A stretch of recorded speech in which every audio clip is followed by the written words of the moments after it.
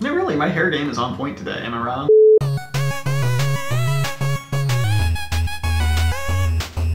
So I talked a little bit in Monday's blog post about how I was trying to avoid humanoid elements in some of my enemy designs, but I didn't really elaborate on why that was, and I thought that might be an interesting topic for today's video. Going back to early on in Gunmetal Arcadia development, I knew that the things you would be fighting would be just a race of monsters that want to sort of consume and destroy everything. And one of my notes to myself was that I want to avoid any sort of humanoid shapes, because that could raise like ethical and moral questions about what exactly am I fighting? Is this something that, you know, has a conscience and falls somewhere on the spectrum of good to evil? And you know, that wasn't the sort of game that I was interested in making. You know, this is a game about running and jumping, killing monsters, collecting loot, and yeah, I wanted to avoid those sorts of questions. But recently I've sort of been coming back to that question in light of a little bit, I guess, what I talked about a few weeks ago with the ending of the game. So, you know, you'll find this MacGuffin at the end of the game that sort of gives things power but also corrupts them. And in the context of that, it sort of raises the question of, well, did this thing corrupt all the monsters I've been fighting? And if so, what were they originally? You know, and in that context, would it make sense that some of them should be humanoid? So I've been trying to figure out whether it makes sense to ask those questions. Something I've been thinking is the narrative could at least sort of broach these topics, but not necessarily answer them itself. Like, yes, maybe this MacGuffin did corrupt these things. Maybe, you know, to use the Sonic the Hedgehog analogy, maybe these were like cute furry woodland creatures before they got turned into slimes. Maybe some of them were, you know, humans or elves before they got turned into, you know, some sort of monsters.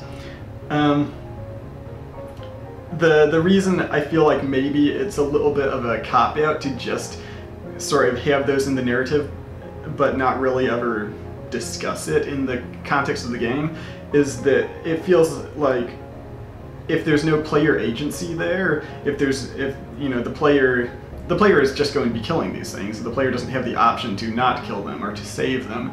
You know, that's that's a completely different game from the one that I'm making. But it does feel like if the narrative touches on these topics, then maybe there should be some player agency there.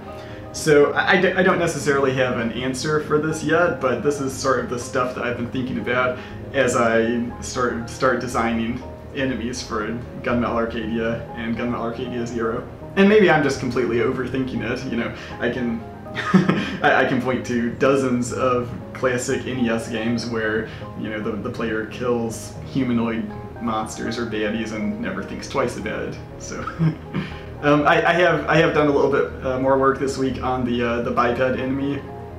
A day or two ago, I went through and hooked up the melee weapon. So, you know, he's running around now, swinging a sword. It's actually the same sword definition that the player uses. So, you know, that was a big win. That's one of those things where you know, you build generic systems. You try to build with, you know, flexibility in mind. But until you actually have a use case for it, it's always hard to know if it's going to work. But yeah, I didn't have to write any new code for that. I just sort of dropped in the definition for the sword, and it just kind of all worked. So that was awesome to see. There's still going to be work there as far as you know, making this guy maintain a good distance from the player for melee combat. You know, one of the things I'm not sure about yet is should he ever be able to like moonwalk away from the player? One of my touchstones there has been the Iron Knuckles from Zelda 2, which, like, once they become aware of Link, they just always face him, and if they back up, they sort of moonwalk backwards from him. So I'm not yet sure whether these guys will do that or not. I probably need to find more examples of good, like, melee combat in 2D action platformers and see what other games are doing. I guess this week's video is kind of just a random grab bag of topics, but I'll be at Retropalooza this weekend. I was there last year. It was awesome. A whole bunch of, you know, retro video games, a whole bunch of cool stuff. I'll be showing Super Win there and selling Steam keys as well. So you know, if you're local to the DFW area, come check it out. It'll be awesome. I wanted to talk a little bit about Mario Maker. I've been playing that for the last week or so, and I'm not sure this really fits the context of Gunmetal Arcadia, but you know, I've been playing that game, and they do some really cool stuff in there with their interface and with making their level editor sort of fit the context of the Mario universe. So, for instance, I was playing some levels that other players had made, and I noticed that they had really big enemies in there, like big Koopas and big Goombas, and I was like, huh, I hadn't seen the option to make enemies larger yet, and I was like, maybe that's something I haven't unlocked.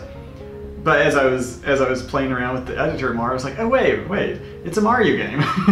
What makes things bigger? Mushrooms. And sure enough, you know, to make enemies larger, you just drag and drop a mushroom onto the enemies, and they grow to like twice their size.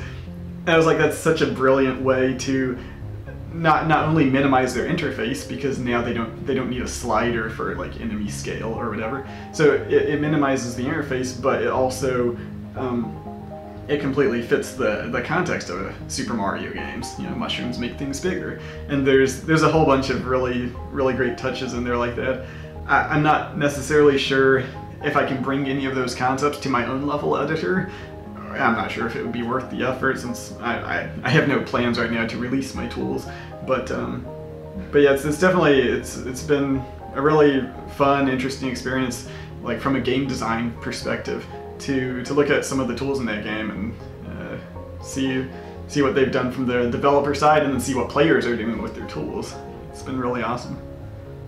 So next week is going to be the 1-year anniversary of Super Win the Game, and also the 1-year anniversary of launching the Gunmetal Arcadia development blog. So I'm going to do probably a post-mortem of Super Win and a recap of the first year of development of Gunmetal Arcadia, sort of as a combined blog post there.